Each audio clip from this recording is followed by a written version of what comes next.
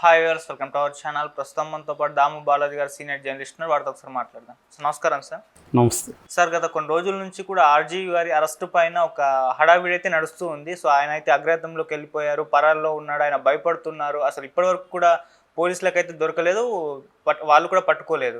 అయితే ఇప్పుడు ఆయన ఒక రిప్లై ఇచ్చారు వీడియో ద్వారా, అంటే నేను భయపడట్లేదు అని చెప్పేసి చెప్తున్నారు ఆయన. అసలు ఆ వీడియోలో కంప్లీట్గా చూస్తే మీకు ఏం అర్థం అవుతుంది? మరి ఒకవేళ ఆయన భయపడకుంటే డైరెక్ట్గా పోలీసులు వచ్చి మాట్లాడచ్చు కదా, అంత సీక్రెట్గా ఉండి వీడియో చేయాల్సిన అవసరం ఏముంది? సో ఆర్జీవి ఈ రిప్లై పైన మీ ఒపీనియన్? ముందు అసలు ఆయన ఏం చెప్పాడని చూద్దాం. నిన్న ఆయన మీద అంతా కూడా మొత్తం మీడియా ఆయన మీద ఫోకస్ చేసింది. మనకు తెలుసు, యూట్యూబ్ ఛానల్కి ఏది దొరికితే దాన్ని విపరీతంగా హైప్ చేస్తారు. సో వేరే ఇష్యూలు కూడా లేవు కాబట్టి కంప్లీట్గా ఆర్జీవి మీదనే చేశారు. ఆర్జీవి అరెస్ట్ అయినాయి, ఆయన్ని జైలుకి పెట్టారని, వెంటాడుతున్నారని, తప్పించుకొని తిరుగుతున్నారని రకరకాలుగా ఇంకా ఆర్జీవి మీద డ్రామా నడిచింది. సో ఆయన ఒక వీడియో పెట్టి దీనికి సమాధానం చెప్పాలని అనుకున్నట్టుగా తెలుస్తుంది. ఆయన మరి ఎక్కడ వీడియో పెట్టాడు ఏంటనేది తెలీదు. నిజానికి ఆయన ఉన్న లొకేషన్ని, ప్లేస్ని ఆయన రివీల్ చేయదలుచుకోలేదన్నది కూడా తెలుస్తుంది. నిజంగా ఆయన ఓపెన్గా మాట్లాడితే షూటింగ్ నేను ప్రొడ్యూసర్తో ఫిల్మ్ వర్క్లో ఉన్నానని చెప్పాడు. బ్యాక్డ్రాప్లో పెట్టచ్చు, నేను పలానా చోట ఉన్నాను అని కూడా ఆయన చెప్పచ్చు. అదేమి చెప్పలేదు. ఆయన చెప్పలేదంటే క్లియర్గా ఆయన he doesn't want to reveal his location. So తను ఎక్కడున్నానో చెప్పదలుచుకోలేదు. అట్ ద సేమ్ టైం నేనేదో భయపడి పారిపోలేదు, నేను వణికిపోలేదు, మంచం కింద దాక్కోలేదు, నేను ఫేస్ చేస్తాను అనేది కూడా ఆయన చెప్పాడు. అంటే ఈ రెండు వాస్తవమే. ఒకటే, ఆయన భయపడి పారిపోకపోవచ్చు, కానీ క్లియర్గా ఆయన అరెస్ట్ నుంచి టెంపరీగా తప్పించుకోవాలన్న ఆలోచన అయితే ఆయనకు ఉందనేది మనకు అర్థమవుతుంది. ఎందుకంటే యాక్చువల్గా నిన్న విచారణ ఉనింది ఆయన ముందస్తు బెయిల్ పిటిషన్ ఆంధ్రప్రదేశ్ హైకోర్టులో, కానీ అది ఈ రోజుకి పోస్ట్పోన్ చేశారు.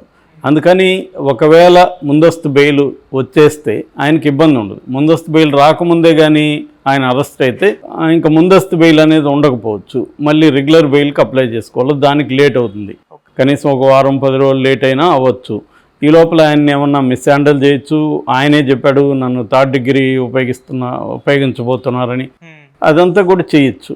సో మళ్ళీ అవన్నీ ఈయన ప్రూవ్ చేసుకునేదని జరగదు. ఇప్పుడు రఘురామకృష్ణరాజు మీద 3rd డిగ్రీ జరిగి 2 ఏళ్ళ పైన అయితే ఇంకా కోర్టులో నడుస్తున్నాయి, కేసులు జరుగుతున్నాయి. ఇవన్నీ ఎప్పుడు అది ఈయనకు అనుకూలమైన జగన్ గవర్నమెంట్ వస్తే, రాకపోతే ఇంకా ఎప్పటికీ ఈయన మీద జరిగిన 3rd డిగ్రీని ఈయన ఏమీ నిరూపించుకోలేని పరిస్థితి. ఎందుకంటే పోలీసులు కొట్టే దెబ్బలు బయటికి కనబడవు. సో మెడికల్ సర్టిఫికేట్ ఎలాగో ఇప్పుడు ఇవ్వరు ఈయనకు అనుకూలంగా, మరి కోర్టులో ఈయన ఎలా కొట్లాడతాడు? ఇవన్నీ ఆయనకు తెలియకేం కాదు. Is a smarter than anybody else. So కాబట్టి ఆయన దీన్ని అవాయిడ్ చేద్దాము, 3rd డిగ్రీస్ని లేకపోతే మిస్ హ్యాండ్లింగ్ని అవాయిడ్ చేద్దాము. సో కోర్టు బెయిల్ వచ్చిన తర్వాత మనకి ఇబ్బంది ఉండదు. ఒకవేళ బెయిల్ రాకపోతే అప్పుడు మనం సరెండర్ అవుదాం. అప్పుడు కోర్టు పర్యవేక్షణలు ఉంటారు కాబట్టి మనకి ఈ 3rd డిగ్రీ అనేది ఉండకపోవచ్చు అనేది ఆయన ప్రధానంగా లాయర్లతో డిస్కస్ చేసుకొని ఒక నిర్ణయానికి వచ్చినట్టుగా తెలుస్తుంది. ఇది చాలామంది కూడా చేస్తారు. ఒక ఇది వేసుకున్నప్పుడు ముందస్తు బెయిల్కి, యాంటిసిపేటరీ బెయిల్కి అప్లై చేసుకున్నప్పుడు ఈ లోపల అరెస్ట్ చేయకుండా ఉండడానికి ట్రై చేస్తాడు. అది విజయపాల్ ఆయన సిఐడి ఆయన కూడా అలాగే చేశాడు, కనిపించలేదు. ఇది అందరూ చేసే పని, ఆర్జీవి కూడా అదే పని చేశాడు. అందులో పెద్ద ఆశ్చర్యం లేదు. ఆయన ఏదో భయపడి పారిపోయి, ఎవరైనా మన పరిస్థితులు ఏంటంటే ఒక్కొక్కసారి మనకు అనుకూలమైన పరిస్థితులు ఉండవు. గవర్నమెంట్ మనకు అనుకూలంగా లేనప్పుడు మనం దొరికితే వాళ్ళు ఇల్లీగల్గా కస్టడీలో తీసుకొని ఇది చేసే అవకాశం ఉంది. కాబట్టి ఆయన అలా వెళ్ళినట్టు కనబడుతుంది. అందుకని ఆయన మీద విపరీతంగా భయపడిపోయాడు ఇది అన్నప్పుడు ఆయన దానికి సమాధానం చెప్పదలుచుకున్నాడు. అయితే at the same time case మీద కూడా ఫస్ట్ టైం ఆయన మాట్లాడాడు. కేసు మీద ఏం మాట్లాడాడు ఆయన అంటే, ఒకటి, ఈ కేసు 1 year బ్యాక్ పెట్టారు. 1 year బ్యాక్ నేను కేసు పెట్టింది 1 year కాదు, మాట్లాడింది పోస్టులు. నేను 1 year బ్యాక్ పెట్టిన పోస్టులకి సడన్గా 4 ప్రాంతాల్లో నలుగురు వితిన్ 4 రోజుల్లో మనోభావాలు పడ్డాయని కంప్లైంట్ ఇచ్చారు. ఇందులో వాస్తవం ఏమన్నా ఉందా? ఎందుకంటే ఈయన పెట్టింది ఇప్పుడు 1 year బ్యాక్. ఇప్పుడు ఎందుకు అది కూడా 4 రోజుల్లో గ్యాప్లో వివిధ ప్రాంతాల్లో 4 వ్యక్తులు మేము గాయపడ్డామని చెప్తున్నారు. పోనీ వాళ్ళ మీద ఏమైనా పోస్టులు పెట్టానా వాళ్ళు గాయపడ్డానికి? వాళ్ళ మీద పెట్టలే, వాళ్ళెవరో థర్డ్ పార్టీ అనేది ఆయన చెప్పాడు. అంటే క్లియర్గా ఇది నన్ను వేధించడానికి ప్లాన్ చేసి పెట్టారు అనేది ఆయన ఆరోపించాడు. అది వాస్తవం, నేను కూడా ఆల్రెడీ చెప్పాను. వాళ్ళు మామూలుగా కేసులు పెట్టదలుచుకున్నప్పుడు రకరకాల పద్ధతుల్లో పెడుతుంటారు. ఈయన మీద అది పెట్టారు. రెండోది ఆయన ఏం చెప్పదలుచుకున్నా అంటే ఇది ఆంధ్రప్రదేశ్కి మాత్రమే పరిమితమైంది కాదు, ప్రపంచవ్యాప్తంగా ఉన్న వరల్డ్ వైడ్ ఫెనామినాన్ అని కూడా అన్నాడు. ప్రపంచవ్యాప్తంగా ఉన్న ట్రెండే అంటే వెపనైజింగ్ ద సిస్టమ్, పర్సిక్యూషన్ అన్నాడు. పర్సిక్యూషన్ అంటే ప్రత్యర్థుల్ని వేధించడానికి, ప్రత్యర్థుల్ని శిక్షించడానికి ఇది వాడే వెపన్ అన్నాడు. ఇప్పుడు మనం పాకిస్తాన్లో అలర్లు చూస్తున్నాము.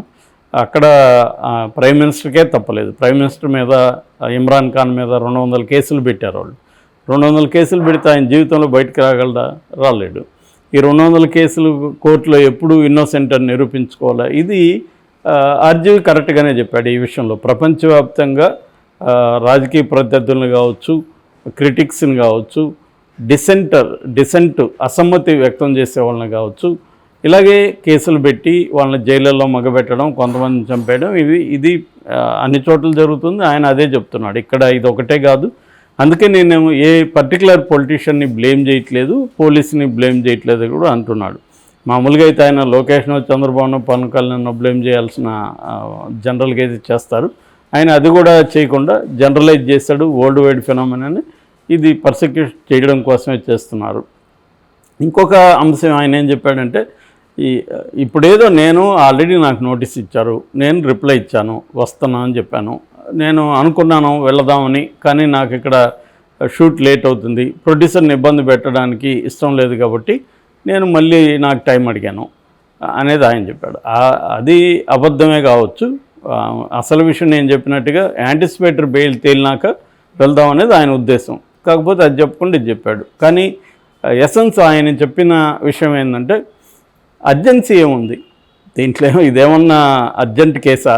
1 year బ్యాక్ పెట్టిన పోస్టులు ఇప్పుడు సడన్గా వాళ్ళు గాయపడి 1 weekలో ఇతన్ని లోపలేసేసి శిక్ష వేసేయండి అనాల్సినంత అర్జెన్సీ ఏమన్నా దీంట్లో ఉందా అనేది లాజికల్గానే ఉంది. ఆయన అడగడంలో తప్పేం లేదు, అంత అర్జెన్సీ ఏమీ లేదు. కానీ పోలీసులు వాళ్ళ ప్రెజర్స్ వాళ్ళకు ఉంటాయి.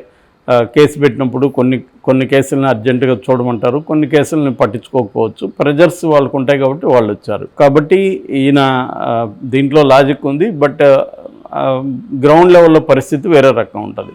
అంటే కొంతమంది మీద సీరియస్గా ఉన్నప్పుడు వాళ్ళని ఎవరైనా, జగన్ ప్రభుత్వం అయినా, చంద్రబాబు ప్రభుత్వం అయినా, ఏ ప్రభుత్వం అయినా, వాళ్ళ మీద సీరియస్గా ఉన్నప్పుడు వాళ్ళని వెంటాడి అరెస్ట్ చేసి జైల్లో పెట్టడం అనేది కామన్గా అన్ని ప్రభుత్వాల హయాంలోనూ జరుగుతుంది.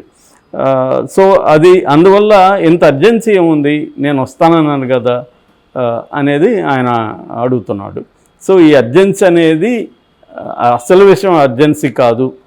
అసలు విషయం ఏంటంటే నన్ను వేధించి బెయిల్ రాకముందే జైల్లో పెట్టాలా అనేది ఆయన చెప్పలేదు ఈ మాటలు, కానీ ఆయన ఉద్దేశం అయితే అది అనమాట. అయితే ఆయన ఏమన్నా అంటే ఫైనల్గా అందరూ చెప్పేది, నేను లా ఆఫ్ ద ల్యాండ్కి కట్టుబడి ఉంటాను. కట్టుబడి ఉండకుండా కూడా ఎవడేం చేస్తాడు? కట్టుబడి ఉండాల్సింది, నువ్వు చెప్పినా చెప్పకపోయినా. ఇప్పుడు నక్సలైట్లు మేము ఈ రాజ్యాంగాన్ని వ్యతిరేకిస్తూ ఉంటారు. ఫైనల్గా వాళ్ళకి రాజ్యాంగం వర్తిస్తుందిగా. నువ్వు వ్యతిరేకించినా కూడా నీకు వర్తిస్తుంది. నేను చట్టాన్ని గౌరవించనన్నా కూడా ఆ చట్టం నీకు అప్లై అవుతుంది. కాబట్టి ఈయనకి నేను నిన్న చెప్పినాను, ఈయనకి అరెస్ట్ అయితే ఖచ్చితంగా ఖాయం. బెయిల్ వచ్చినా వేరే కేసులు పెట్టి అరెస్ట్ చేస్తారు. ఈయన్ని ఒకవేళ ఈ కేసులో బెయిల్ వస్తే ఇంకొక వేరే కేసులు పెడతారు. ఆల్రెడీ నిన్న చెప్పాను నేను, ఈయన గవర్నమెంట్ నుంచి జగన్ ప్రభుత్వం ఈయనకి 1,14,00,000 2 దఫాలుగా 2 చెక్కుల్లో స్టేట్ బ్యాంక్ ఆఫ్ ఇండియా నుంచి ఇష్యూ చేసింది మార్చిలో, ఈ ఇయర్ మార్చిలో. దాని మీద తెలుగుదేశం అఫీషియల్ హ్యాండిల్ మేలోనే ఒక పోస్ట్ పెట్టింది. ఈ డబ్బులు ఎందుకు ఇచ్చారు, ఆర్జీవి ప్రభుత్వానికి ఏం చేశాడని ఈ డబ్బులు ఇచ్చారు అనేది వాళ్ళు అడుగుతూ, మేము వచ్చినాక దీని మీద ఎంక్వైరీ చేయిస్తాం, వదలమని కూడా చెప్పారు. సో ఆ కేసు కూడా ఈయన మీద ఇప్పుడు ఉందా, ఆల్రెడీ కేసు ఉందా, లేకపోతే మళ్ళీ అయినా పెడతారు. లేకపోయినా అంటే ఆర్జీవీని అంత ఈజీగా వదలరు. దీనికి కారణం ఏంది, ఆర్జీవీ అనేక సినిమాల్లో చంద్రబాబును, పవన్ కళ్యాణ్ను, లోకేష్ని అత్యంత హీనంగా చూపించడం, ఒక క్యారికేచర్స్గా చూపించడం, హేళనగా చూపించడం ఇవి చేశారు. కాబట్టి వాళ్ళు హర్ట్ అయ్యారు. ఒకప్పుడంటే పొలిటికల్ సినేరియోలో రామారావుని కృష్ణ అలాగే క్యారికేచర్కి తీసినప్పుడు అప్పుడు రామారావు సహించాడు దాన్ని. ఇవాళ అటువంటి వాతావరణం లేదు. ఇవాళ పబ్లిక్ లైఫ్ కానీ ప్రభుత్వాలు కానీ ఏమాత్రం సహించడం అనే టాలరెన్స్ అనే కాన్సెప్ట్ ఇవాళ లేదు. అప్పట్లో ఉండేది టాలరెన్స్. నెహ్రూ మీద దారుణమైన కార్టూన్లు వేసేవాళ్ళు, వాళ్ళెవరు నెహ్రూ లాంటి వాళ్ళు కూడా ఏం చేయలేదు. ఇంకా మన్మోహన్ సింగ్ లాంటి వాళ్ళ మీద భయంకరంగా కార్టూన్లు వేశారు, ఈయన మౌనముని అని రకరకాలుగా. కానీ ఇప్పుడు అలా పరిస్థితి లేదు. జస్ట్ మోడీని, అది కూడా ఆయన డైరెక్ట్గా అనకుండా మోడీలు దొంగలకంతా ఎందుకో మోడీ పేరు ఉంటుంది అని చెప్పి ఆయన నీరవ్ మోడీ, ఇంకొక మోడీ, లలిత్ మోడీ, ఈయన వీళ్ళందరిని చెప్తే ఆయనకి 2 ఏళ్ళు జైలు శిక్ష పడింది. అంటే ఇవాళ ఒక తీవ్రమైన విమర్శను కావచ్చు, ఒక ప్రత్యేక పరిస్థితుల్లో ఏదైనా మాట్లాడడం కావచ్చు, దాన్ని సహించే పరిస్థితి లేవు. మామూలుగా అయితే ఆర్జీవీ చేసింది చట్ట ప్రకారం తప్పు ఒప్పు అనేది కోర్టులు నిర్ణయించాలి.